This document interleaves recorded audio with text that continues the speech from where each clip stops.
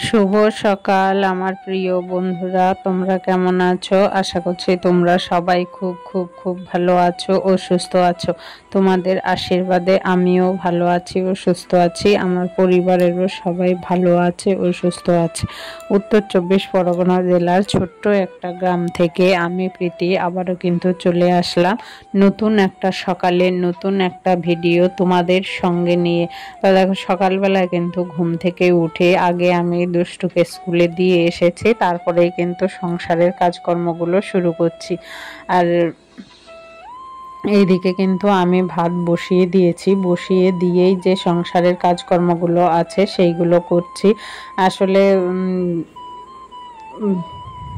আবার একটু এক জায়গায় বেরোনোর আছে, সেই জন্যে মানে তাড়াহুড়ো করছি যে আবার দুষ্টুকে স্কুল থেকে আনতে যেতে হবে। আর সোনাই তো পড়তে চলে গেছে, না সরি পড়তে চলে যায়নি, পড়তে যাবে।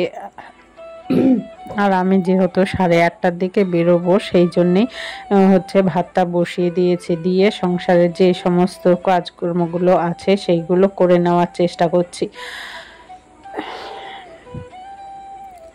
আসলে কি বলতো, আমাদের না হাউস ওয়াইফদের বাড়ির বাইরে পা ফেলতে গেলে কিন্তু সমস্ত দিক চিন্তা ভাবনা করে বাড়ির বাইরে পা ফেলতে হয়। মানে যখন কোথাও বেরোবে তখন দেখবে বাড়ির কাজকর্ম যতটা সম্ভব গুছিয়ে রেখে গেলে কিন্তু যেখানেই যাও না কেন সেইখানে মন স্থির করে থাকা যায়। তাহলে যে কাজে যাবে সেই কাজে কিন্তু মনটা স্থির থাকে। আর বাড়ির দিকে যদি সমস্ত কাজকর্ম ফেলে রেখে আমরা চলে যাই না, তখন কিন্তু যেখানে যে কাজেই যাও না কেন তখন কিন্তু মনটা একদম স্থির থাকে না, মনটা অস্থির হয়ে থাকে যে কখন বাড়ি যাব, বাড়ি কত কাজ পড়ে আছে। আর একা সংসারে যদি একা হওয়া যায় তাহলে তো আরও অবস্থা খারাপ বলতে পারো। কেননা একা সংসারে যা করবে নিজেকেই করতে হয়। ধরো অন্য কেউ তো আর করার মতো কেউ থাকে না, তাই না? যেরকম আমার সংসারে কিন্তু আমাকে হেল্প করার মতো কেউ নেই, যেহেতু আমার সংসারে আমি একাই ঘরের বাইরে সমস্ত দিকটা করতে হয়। আর তোমাদের দাদাভাই যেহেতু বাড়িতে থাকে না, সেই জন্যে তো আরও একটু চাপের হয়ে যায়। বাড়িতে থাকলে কিন্তু আমার কাজে যতটা পারে হেল্প করার চেষ্টা করে, সেই দিক থেকে কিন্তু ভালোই বলতে হবে, খারাপ বলা যাবে না। কিন্তু যেহেতু বাড়িতে থাকে না সেইটা তো আর সম্ভব না।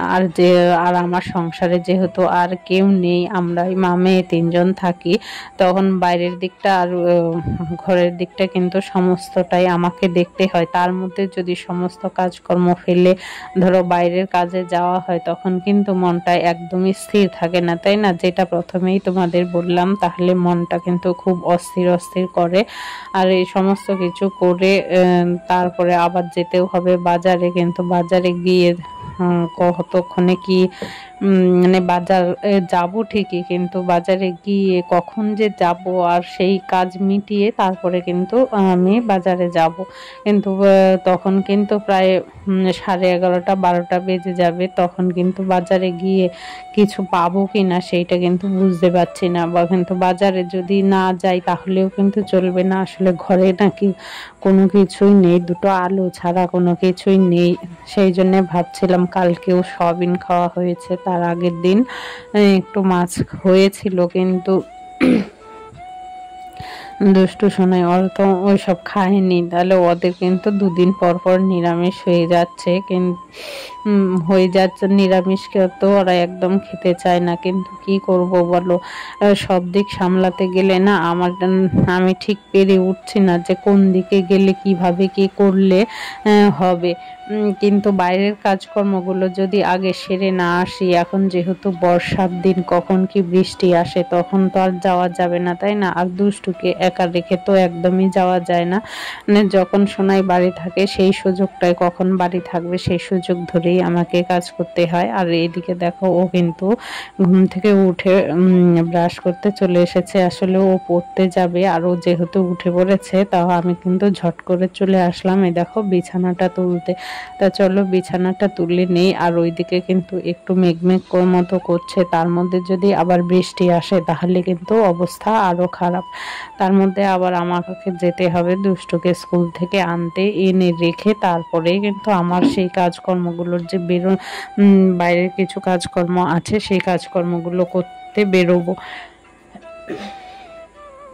ততক্ষণে কিন্তু অনেকটাই দেরি হয়ে যাবে। আর আজকে সকালবেলা কিন্তু বেশি কিছু রান্না হয়নি, আলু ভাতে ডিম ভাজা রান্না হয়েছে। সে শোনাই তো আবার ডিম ভাজা খায় না, ডিম খায় না, তাও দুষ্টুকে একটা ডিম ভাজা করে দিলাম। আর আমি আর শোনাই আলু ভাতে দিয়েই খেলাম। আসলে কি বলতো, মায়ের ধরো সন্তানেরা যদি কিছু না খায়, এক জায়গায় খেতে বসে যদি ওরা কিছু না খায়, তখন মায়ের কিন্তু খেতে খারাপ লাগে, তাই না? সেই জন্যেই আমি আর সে ডিম ভাজা করে নিলাম না, দুষ্টুকেই একটা ডিম ভাজা দিলাম। আর আমি আর শোনাই কিন্তু আলু ভাতে দিয়েই খেলাম। আর ওই যে তোমাদের বলছিলাম এক জায়গায় বেরোবো, সেইখানে গিয়ে তো কোনো কাজেই মিটেনি। আর বাজারেও গিয়ে কিছু পাইনি, তো সেই জন্য একটা মাছের মাথা পেয়েছি, সেই মাছের মাথাটা দিয়েই ডাল রান্না করছি। আসলে মাছের মাথাটা দিয়ে যদি ডাল রান্না করি তাহলেও একটু ওরা খাবে, না হলে না একদমই খাবে না।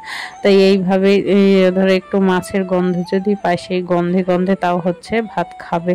আর এইভাবেই ম্যানেজ করার বুদ্ধি খাটিয়ে একটু প্ল্যান করে সে সংসারটা গুছিয়ে করার চেষ্টা করি। জানি না কতটা কি করতে পারি। তা দেখো ওইদিকে কিন্তু আবার সেই রান্না বসিয়ে দিয়ে আবার কিন্তু এই ঘরের কাজ করতে আসলাম। আর এখন কিন্তু বাজে প্রায় দুটোই বলতে পারো, পৌনে দুটো বাজে হয়তো, আমার ঠিক দেখা নেই, অনেকক্ষণ আগে দেখেছিলাম 1:30 বাজে, সেই হিসাবে বলছি এখন হয়তো পৌনে দুটো বাজে। আর এইদিকে বাইরে না প্রচণ্ড হাওয়া দিচ্ছে। এই যে ঘরটা ঝাড় দিচ্ছি, সকালে কিন্তু ঘর ঝাড় দেওয়া মোছা হয়েছে, মোছা হয়তো তোমাদের সঙ্গে ঘর ঝাড় দেওয়া মোছা তোমাদের সঙ্গে শেয়ার করা হয়নি। আসলে কি বলতো, সব সময় একই কাজকর্ম দিতে না ঠিক ভালো লাগে না যেন। তাহলেও এখন যে আবার ঝাড় দিচ্ছি, এখন কিন্তু ওই যে বললাম পৌনে দুটো কি দুটো বাজে, আর এতটাই হাওয়া দিচ্ছে যে এই যে ঘর ঝাড় দিচ্ছি সব ধুলো কিন্তু আবার সেই ঘরের মধ্যেই চলে আসছে।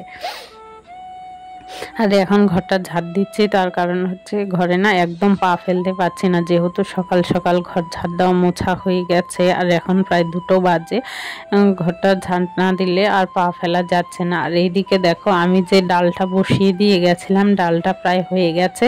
এখন একটু গরম মশলা দিয়ে ডালটা নামিয়ে নেব। তা চলো তোমরা ভিডিওটা দেখতে থাকো। আর হ্যাঁ, আরেকটা কথা বন্ধুরা, যাদের আমার ভিডিওটা একটুকু ভালো লেগে থাকে তাহলে কিন্তু অবশ্যই একটা লাইক করো। লাইক করতে কিন্তু ভুলো না, তোমাদের একটা লাইক আমাকে পরবর্তী ভিডিও বানাতে উৎসাহিত করে। আর তোমাদের ভিডিওটা কেমন লাগছে অবশ্যই তোমাদের মূল্যবান মতামত জানাতেও কিন্তু ভুলো না। আর যারা তোমরা চাও যে আমার পরিবারের একজন সদস্য হতে, তাহলে অবশ্যই আমার চ্যানেলটাকে সাবস্ক্রাইব করে আমার পরিবারের একজন মিষ্টি সদস্য হয়ে থেকে যেও।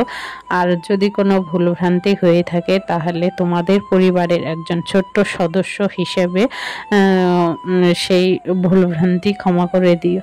তো চলো দেখো, গরম মশলা দিয়ে কিন্তু আমি এখন ডালটা নামিয়ে নেব, নিয়ে আবার ওই গ্যাস মুছবো, রান্নাঘরটাও আরেকবার ঝাড় দেবো, দিয়ে তারপরে কিন্তু আমি স্নান করতে যাব।